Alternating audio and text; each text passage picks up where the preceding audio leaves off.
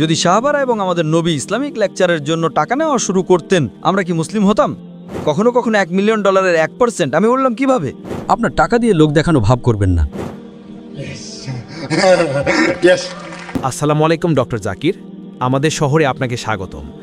আমার নাম জি প্রাসিও। আমার পেশা হলো অনলাইনে সক্রিয়ভাবে কন্টেন্ট এবং প্রযুক্তি সম্পর্কে শেখা এবং অন্বেষণ করা। নবী মোহাম্মদ সাল্লাল্লাহু আলাইহি ওয়াসাল্লাম তার সময়ে ব্যবসা এবং বিনিয়োগের ক্ষেত্রে কী পদ্ধতি অবলম্বন করেছিলেন, এবং বর্তমানে অনেক ইনফ্লুয়েন্সার ক্রিপ্টোকারেন্সি, বিশেষ করে বিটকয়েনকে ধনী হওয়ার দ্রুত উপায় হিসেবে প্রচার করছেন। এ বিষয়ে আপনার মতামত কি?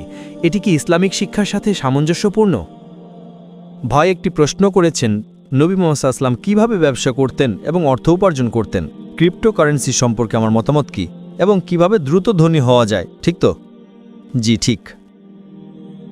মুহাম্মদ সাল্লাল্লাহু আলাইহি ওয়াসাল্লাম একজন ব্যবসায়ী ছিলেন। তিনি আল্লাহর রাসূল ছিলেন। প্রথমত তিনি একজন দায়ী ছিলেন এবং তিনি একজন ব্যবসায়ীও ছিলেন। তিনি ব্যবসা করতেন, এবং আপনি যদি নবীর সিরাত পড়েন, শুরুতে অবশ্যই তিনি হযরত খাদিজা রাদিয়াল্লাহু আনহার ব্যবসার কাফেলা নিয়ে যেতেন। তিনি মাশাআল্লাহ একজন অত্যন্ত সফল ব্যবসায়ী ছিলেন। আপনার প্রশ্নের ব্যাপারে কোরআন এবং হাদিসে ব্যবসার যে নির্দেশিকাগুলো আছে, যেমন ব্যবসা করার সময় রিব্বা বা সুদের কারবার করবেন না। আল্লাহ কোরআনে সূরা বাকারার 2 নম্বর অধ্যায় 275 নম্বর আয়াতে বলেছেন, সুদের কারবার করো না। কিন্তু তারা বলে শুদ্ধ ব্যবসার মতোই। তাদের বলুন, ব্যবসা বৈধর, কিন্তু রিব্বা বা সুদ হারাম। তাই সুদের কারবার করা হারাম। মিথ্যা বলবেন না, প্রতারণা করবেন না, বাকারা 2:188। বিচারকদের ঘুষ দিয়ে অন্যের সম্পদ আত্মসাৎ করার চেষ্টা করবেন না। এরকম অনেক নির্দেশিকা আছে। খেয়াল রাখবেন যেন ওজনে তা মাপে কম না দেন। দৈর্ঘ্যে মাপার সময় প্রতারণা করবেন না। ব্যবসার জন্য বিভিন্ন নির্দেশিকা রয়েছে। এ বিষয়ে একটা পুরো লেকচার দেওয়া সম্ভব। ব্যবসা করার জন্য অনেক নির্দেশিকা আছে, এবং দুর্ভাগ্যজনকভাবে অনেক মুসলিম ব্যবসার ইসলামিক নির্দেশিকা সম্পর্কে সচেতন নয়। এমন অনেক মুসলিম আছেন যারা ব্যবসা করছেন এবং বছরের পর বছর ধরে হারাম কাজ করছেন, কিন্তু তারা জানেন তা যে এটি হারাম। উদাহরণস্বরূপ, আজকেই আমি একজনকে দুবাই থেকে বলছিলাম, আমার একটা ব্যবসা হলো গাড়ি কেনা বেচা। তো সে আমাকে বলল, ডক্টর জাকির, বলুন আপনি কত দামে গাড়িটা বিক্রি করতে চান। আমি বললাম, ঠিক আছে, আমি 3 লক্ষে বিক্রি করতে চাই। সে বলল, এর উপরে যত টাকায় আমি বিক্রি করব সেটা আমি নেব। আমি বললাম, এটা জায়েজ নয়। সে বলল, কেন? আমি তো আপনাকে আপনার চাওয়া দামই দিচ্ছি। ইসলামে কমিশন জায়েজ, কিন্তু যদি সে মালিক না হয় আর বলে, ঠিক আছে, আমি 3,50,000 বিক্রি করব আর 50,000 আমি নিজের জন্য রাখব, এটা সমাজে স্বাভাবিক হিসেবে গৃহীত। যুক্তিগতভাবে আমি 3 লাখে বিক্রি করতে চাই, সে 3,50,000 ক্রেতা পেল, সে 50,000 নিজের জন্য রাখল। যুক্তিগতভাবে এটা স্বাভাবিক মনে হতে পারে, ঠিক না ভুল? কিন্তু ইসলামী দৃষ্টিতে এটা হারাম। ইসলাম কি বলে? আপনি ক্রেতাকে বিভ্রান্ত করছেন। ক্রেতা জানে না যে আপনি 3 লক্ষে বিক্রি করতে চান। আপনি 3,50,000 বিক্রি করছেন আর 50,000 রাখছেন। তার মানে আপনি ক্রেতার সাথে প্রতারণা করছেন। ইসলামের নিয়ম হলো, সে আমার কাছ থেকে গাড়িটা কিনে নিক, আমাকে আমার পুরো 3 লক্ষ পরিশোধ করুক, তারপর সে 4 লক্ষ বা 5 লক্ষে বিক্রি করুক, সেটা তার ব্যবসা।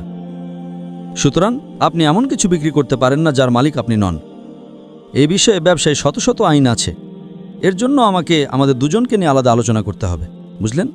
তো ব্যবসার নিয়ম আছে, প্রতারণা করা যাবে না, ঘুষ দেওয়া যাবে না, ওজনে বা মাপে কম বেশি করা যাবে না, বিভিন্ন নিয়ম আছে। আপনি কোনো পণ্য আটকে রেখে দাম বাড়াতে পারেন না। যদি সেটা নিত্য প্রয়োজনীয় হয়, যেমন চাল, আপনি আটকে রেখে দাম বাড়াতে পারেন না। হ্যাঁ, যদি বিলাসদ্রব্য হয় তবে পারেন। সুতরাং ইসলামে বিভিন্ন বিষয়ে নির্দেশিকা আছে। আমি আপনার ক্রিপ্টোকারেন্সির প্রশ্নে আসছি।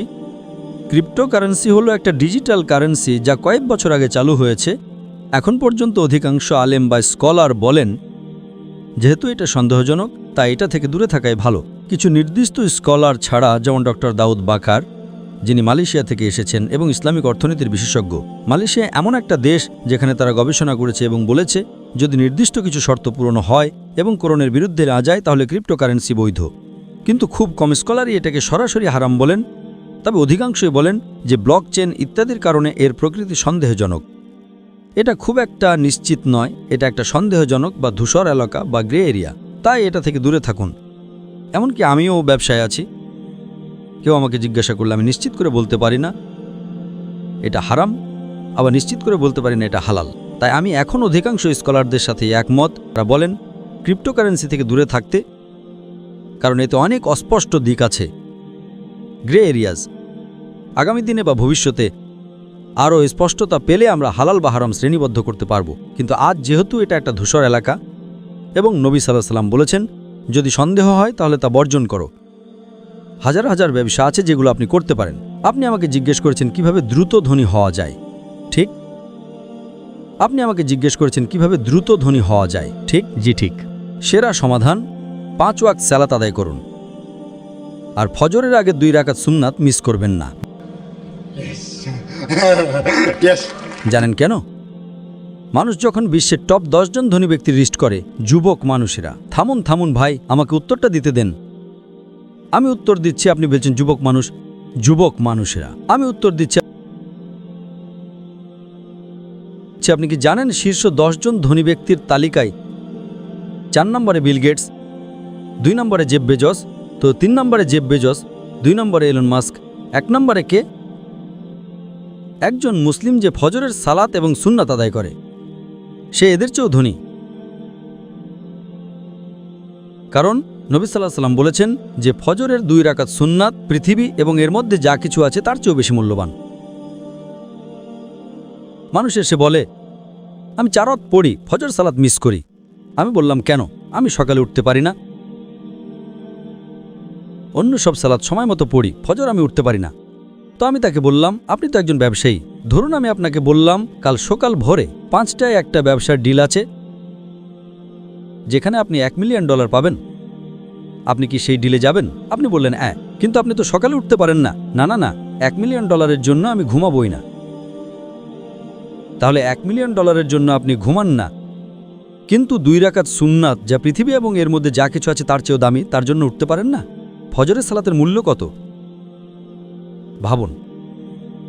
সমস্যা হলো আমরা হাদিস শুনি কিন্তু বিশ্বাস করি না, কোরআন পড়ি কিন্তু বিশ্বাস করি না। আল্লাহ বলেছেন, তাই আমি বলি আমি কখনোই আমার ফজর মিস করব না, এমনকি আমার সুন্নাতও মিস করব না। কেউ আমাকে $1 মিলিয়ন দিলেও না। হ্যাঁ, সুন্নাত পড়া ফরজ নয়। আপনাকে যেটা বুঝতে হবে, যদি আপনি সত্যিই বিশ্বাস করেন, আপনি কি জানেন সেরা ব্যবসা কোনটা? আল্লাহ সূরা বাকারা 2 নম্বর অধ্যায়ে 261 নম্বর আয়াতে বলেছেন, যদি আল্লাহর পথে একটা শস্যদানা দান করেন, আল্লাহ আপনাকে 7টা শীষ দেবেন এবং প্রতিটাতে 100টি করে দানা থাকবে। তার মানে একটা দানা 700 গুণ হয়ে যায়। আল্লাহ বলছেন আল্লাহ 700 গুণ লাভ দেবেন। ব্যবসার পরিভাষায় এটা 70,000%। কত? 70,000%। 700 গুণ মানে 70,000%। আপনি কি এমন কোনো ব্যবসা জানেন ভাই যেখানে 70,000% লাভ হয়? আপনি কি জানেন ভাই? জি। আপনি কি এমন কোনো ব্যবসা জানেন যেখানে 70,000% লাভ হয়? না না। আপনার মাথা কি খারাপ হয়ে গেছে? ও না। 10%, 20%, 100%, 200%, কিন্তু 70,000% লাভ। আমরা কোরআন পড়ি, আমরা বলি আমরা আল্লাহকে বিশ্বাস করি, আল্লাহর কসম আমরা বিশ্বাস করি না। আপনি যুবকদের ব্যবসা করার কথা বলছিলেন। আমার ছেলে 2-3 বছর আগে ব্যবসা শুরু করেছিল। আমি তাকে বললাম, বাবা তোমার ব্যবসায় আল্লাহকে তোমার পার্টনার বানাও। সে বলল ঠিক আছে আব্বা। এবং যখন আপনি আল্লাহকে পার্টনার বানাবেন, আপনি আল্লাহকে ছোট পার্টনার বানাতে পারেন না, ঠিক? তাই তাকে কমপক্ষে 51% পার্টনার বানান, অর্থাৎ যাই লাভ হবে তার কমপক্ষে 51% সাদকা করবেন। কত? 50 না, 51। 51 মানে আল্লাহ হলেন বড় পার্টনার। আমি আমার ছেলেকে বললাম তুমি ব্যবসা শুরু করছো, কমপক্ষে যাই লাভ করো, যদি বছরে $1 লক্ষ লাভ করো তবে 50,000, $51,000 কমপক্ষে দান করবে। এর চেয়ে বেশি দেই আমি, কারণ আমি ভালো অবস্থানে আছি, আমি বুড়ো হয়ে গেছি, তাই আমি বেশি দেই। আমি বলবো না আমি কত দেই। এবং আপনি যত বেশি দেবেন তত বেশি আপনার কাছে অবশিষ্ট থাকবে। জানেন, বম্বেতে আমাদের অফিসে 500 জন লোক কাজ করত। বম্বেতে আমাদের দাওয়া অফিসে 500 জন ফুল টাইম কর্মী ছিল। আমি আমার স্টাফদের বলতাম, তারা গরিব, মধ্যবিত্ত বা ধনী যাই হোক, সাদকা দিন, ইসলামের বিধান অনুযায়ী শুরু করুন। যদি আপনার কাছে নেশাব পরিমাণের চেয়ে বেশি সঞ্চয় থাকে তবে কমপক্ষে 2.5% জাকাত দেওয়া ফরজ। যদি আপনার কাছে 85 গ্রাম সোনার বেশি সঞ্চয় থাকে তবে কমপক্ষে 2.5% দিতে হবে, এটা ফরজ। এর ওপরে যা দেবেন তা সুন্নাত, যত বেশি দেবেন তত ভালো। আমি আমার স্টাফদের বলতাম, ঠিক আছে আপনারা 10% দিয়ে শুরু করুন। ধরুন আমার সবচেয়ে নিম্ন পদের কর্মীর বেতন 10,000 রুপি। এখন ভারতের 10,000 রুপি অনেক, এটা ইন্দোনেশিয়ার 10,000 রুপি নয়। ইন্ডিয়ান রুপি 190 গুণ বেশি, তার 10,000 রুপি হবে 1,01.9 মিলিয়ন। তো আপনার বেতন যদি 10,000 রুপি হয় অর্থাৎ 1.9 মিলিয়ন। আচ্ছা, ইন্দোনেশিয়ায় ধরুন আপনার বেতন 2 মিলিয়ন রুপি। যদি 10% সাদকা দেন 2 মিলিয়ন থেকে আপনার কত থাকে? 1.8 মিলিয়ন। এখন যখন আপনি 10% সাদকা দেবেন, আল্লাহ আপনার বেতন বাড়িয়ে দেবেন, তাই আপনার বেতন 2 মিলিয়ন থেকে এখন 2.5 মিলিয়ন হয়ে যাবে। যদি 2.5 মিলিয়নের জন্য 10% দেন, তাহলে যা আপনার কাছে থাকবে সেটা 2.25 মিলিয়ন, যা আপনার আগের টাকার চেয়ে অনেক বেশি। ঠিক এরপর আপনি 15% সাদকা দেওয়া শুরু করেন, আল্লাহ আপনার বেতন বাড়িয়ে 3.5 মিলিয়ন করে দেবেন। আরও বেশি করে দিতে থাকুন। এমনকি আপনি গরিব হলেও, জাকাত ফরজ না হলেও আপনি আল্লাহর পথে দিন, আল্লাহ আপনাকে দেবেন। আল্লাহ কোরআনে ওয়াদা করেছেন। মূলত আমরা মুসলিমরা বলি আমরা আল্লাহকে ভালোবাসি, আমরা আল্লাহর উপর ভরসা করি, কিন্তু আমরা আসলে ভরসা করি না। আল্লাহ বলেছেন সাদকা দিতে। এবং আমি দেখেছি, আমি একজন দায়ী, ঠিক? আমি মাসে হয়তো 2 দিন ব্যয় করি ব্যবসায়, দিনে আধ ঘন্টারও কম সময় আমি আমার ব্যবসায় দেই। আমার 10টা ব্যবসা আছে। আমি বছরে $1 মিলিয়ন আয় করি। মিলিয়ন ডলার আমরা আয় করি, আর তার অধিকাংশ আমি সাদকা দিয়ে দিই, কোনো সমস্যা নেই। আমার এটা দরকার নেই। আমি একজন ফুল টাইম দায়ী, গড়ে আমি 13-14 ঘন্টা কাজ করি, তার মধ্যে আধ ঘন্টা ব্যবসায়। আল্লাহ আমার বড় ব্যবসায়িক পার্টনার। আমি আপনাকে বলবো না কত %, আল্লাহ আমার ব্যবসায় দেখাশোনা করেন, কোনো সমস্যা নেই। আমি যত বেশি ইনভেস্ট করি আল্লাহ তত দেন, কোনো সমস্যা নেই। তাই জীবনযাত্রা সহজ করেন। আপনার টাকা দিয়ে লোক দেখানো ভাব করবেন না। এটা সাদকা দিন, গাজায় দিন, গরিব মানুষদের দিন, আপনি আরও বেশি সুখ পাবেন। ঠিক? অন্যথায় আপনি অন্য ব্যবসায়ীদের দেখবেন তারা BMW চায়, Mercedes, Maybach, Lamborghini, Bentley, Rolls Royce. যখন আপনি আল্লাহকে ভালোবাসতে শুরু করবেন, এগুলো সব আপনার কাছে কাঁচলা মনে হবে, সব মিথ্যা, সব ধুলাবালি।